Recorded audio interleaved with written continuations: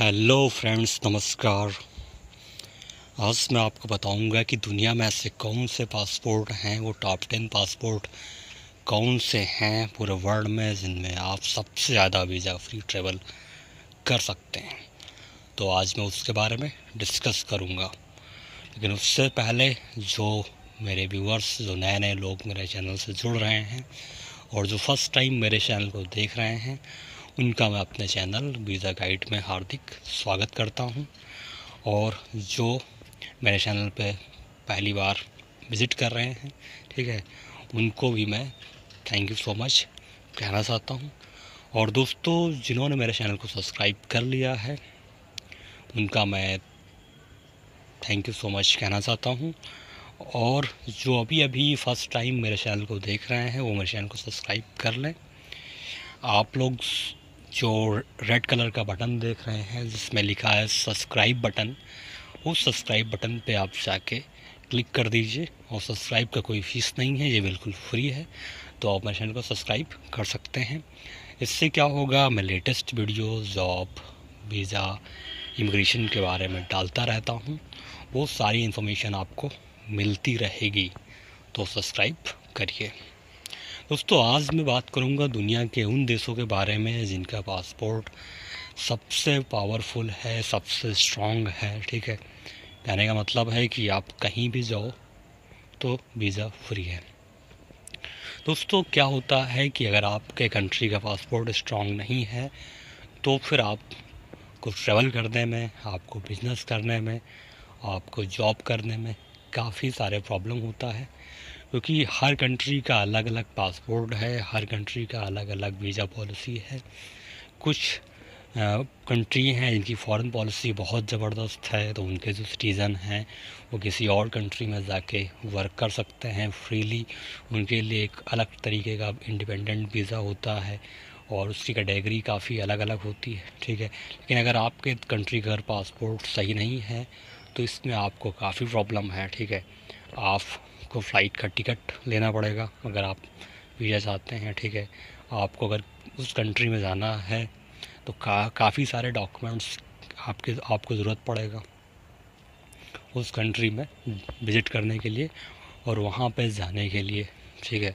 तो अगर उस कंट्री में घूमना है तो आपके पास काफ़ी सारे डॉक्यूमेंट्स होना चाहिए। लेकिन अगर आपका पासपोर्ट स्ट्रॉन्ग है तो आपको वीज़ा फ्री मिल जाएगा, आपके पास वो डॉक्यूमेंट्स हों या ना हों, ठीक है।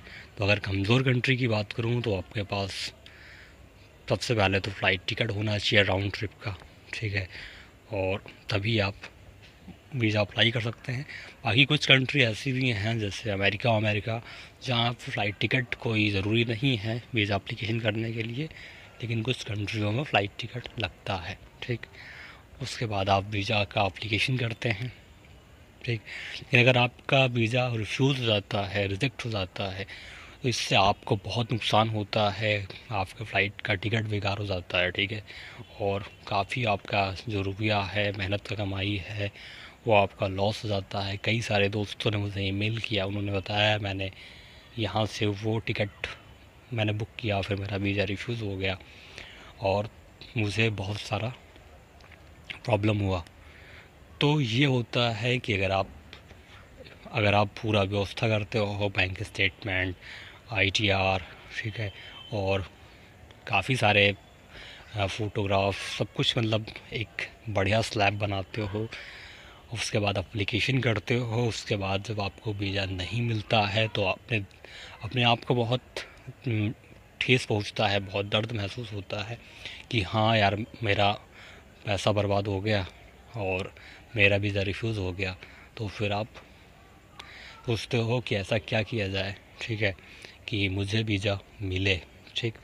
और काफ़ी सारा मनी, आपका जो काफ़ी सारा पैसा है, ठीक है, क्योंकि हर कंट्री का अपना अलग अलग रेट है वीज़ा का। कहीं पे कम रेट है, कहीं पे ज़्यादा रेट है, तो उस हिसाब से वो वीज़ा देता है।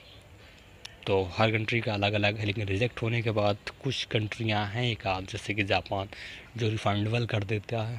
बाकी अधिकतर कंट्री ऐसी हैं जो रिफ़ंड नहीं करती हैं। तो उस दरमियान आपका जो पैसा है वो वेस्ट हो जाएगा। दोस्तों आज मैं बात करूँगा उन कंट्री के बारे में, ठीक है, जहाँ का पासपोर्ट अगर आपके पास है तो आपके पास फ्री ओपनली एक आपके पास फ्री ओपन एक पासपोर्ट है, ठीक है। आपके पास एकदम आप फ्री हो, जहाँ इच्छा हो आप जा सकते हो, जहाँ इच्छा हो आप रह सकते हो, ठीक है।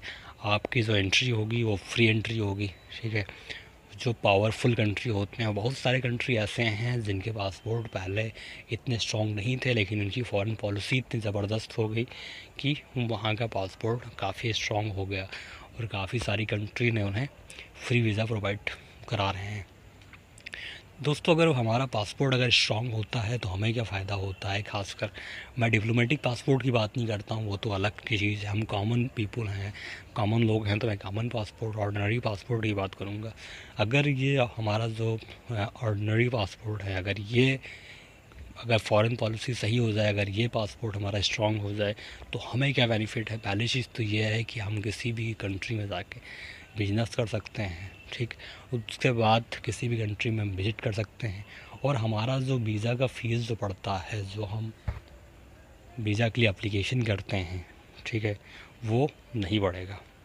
जैसे कि सपोज दैट सिंगापुर का पासपोर्ट इस टाइम दुनिया का सबसे टॉप का पासपोर्ट है, नंबर 1 कैटेगरी में आता है सिंगापुर का पासपोर्ट। कुछ दिन पहले सिंगापुर का पासपोर्ट की वैल्यू इतनी ज़्यादा नहीं थी, ठीक है। जर्मनी का पासपोर्ट नंबर 1 था, लेकिन इस टाइम सिंगापुर का पासपोर्ट जो है वो दुनिया के रैंकिंग में नंबर 1 पासपोर्ट है। सिंगापुर का जो फॉरेन पॉलिसी है वो बहुत ज़बरदस्त है, इसलिए वो बहुत स्ट्रॉन्ग पासपोर्ट बन गया है।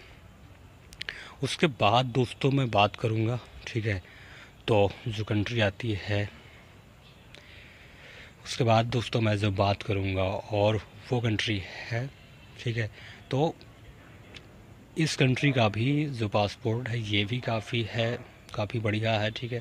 साउथ कोरिया की मैं बात करता हूँ तो साउथ कोरिया का भी पासपोर्ट काफ़ी स्ट्रॉन्ग है, ठीक है, और ये भी नंबर 3 पे आप ले लीजिए, ठीक है। साउथ कोरिया का पासपोर्ट नंबर 3 पे आता है और बहुत ज़बरदस्त पासपोर्ट है साउथ कोरिया का।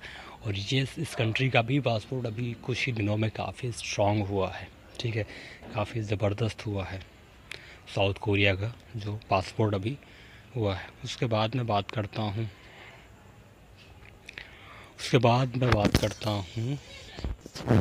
तो दोस्तों उसके बाद मैं बात करता हूँ तो ये आपका डेनमार्क का भी पासपोर्ट काफ़ी पावरफुल है, ठीक है। डेनमार्क का भी जो पासपोर्ट है वो काफ़ी ज़बरदस्त है। आप डेनमार्क की सिटीजनशिप अगर आपके पास है तो आप काफ़ी पूरा यूरोप और आपको काफ़ी वीज़ा फ्री मिलेगा, ठीक है।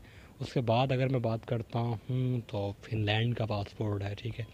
फिनलैंड के पासपोर्ट में भी आपको काफ़ी कंट्री हैं यूरोप और बहुत सारे देश ऐसे हैं जहाँ आपको वीज़ा फ्री मिल सकता है और फिनलैंड का भी पासपोर्ट बहुत ज़बरदस्त है। उसके बाद अगर मैं बात करूँ तो इटली का नंबर आता है। इटली का भी पासपोर्ट काफ़ी ज़बरदस्त है और काफ़ी पावरफुल पासपोर्ट है, ठीक। तो अब इटली का अगर आपके पास पासपोर्ट है तो भी आपको काफ़ी फैसिलिटी मिलती है घूमने के लिए और काफ़ी कंट्री ऐसी हैं जो इटली को वीज़ा फ्री देता है। तो अगर आपके पास इटली का पासपोर्ट है तो भी आप घूम सकते हो।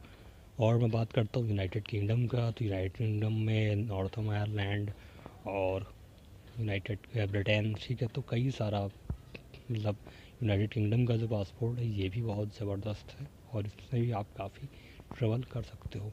और मैं बात करता हूँ स्पेन का। सबसे ज़्यादा अगर इमिग्रेशन कहीं होता है तो स्पेन में होता है।